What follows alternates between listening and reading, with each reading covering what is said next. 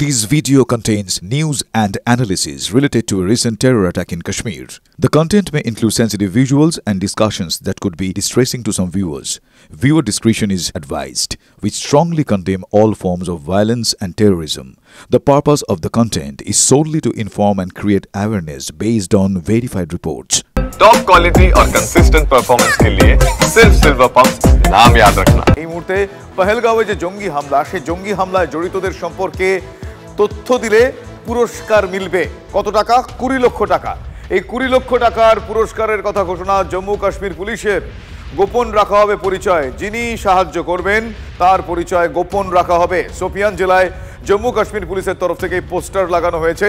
জঙ্গি হামলায় জড়িতদের সম্পর্কে তথ্য দিলে দেওয়া হবে পুরস্কার। ওই 3 জঙ্গি লস্করি তয়বার, তাদের মধ্যে আদিল হোসেন থোকর, তিনি অনন্তনাগের বাসিন্দা। অন্য 2 জঙ্গি আলী ভাই ওরফে তালহা ভাই এবং হাসিম মুসা ওরফে সুলেমান পাক নাগরিক।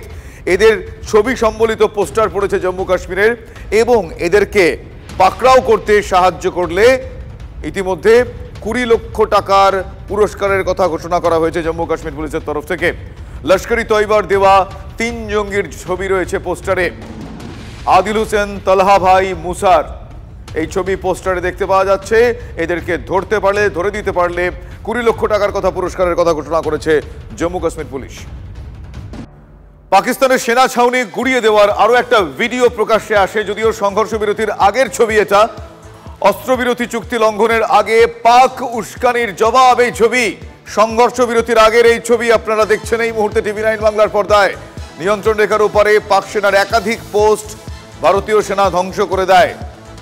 বিলম্বিত সম্প্রচার এই ছবি সংঘর্ষ বিরতির আগের, কিন্তু কিভাবে অপারেটিভ ছিল ভারতীয় সেনা এই ছবি আরো একবার তার জলজ্যান্ত প্রমাণ।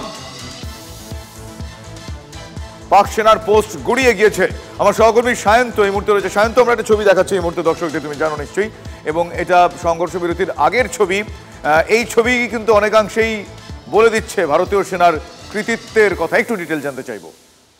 দেখো, যে ছবি দেখা যাচ্ছে সেই ছবি সংঘর্ষ বিরতি যেটা ভারত পাকিস্তানের মধ্যে হয়েছে তার ঠিক আগের ছবি।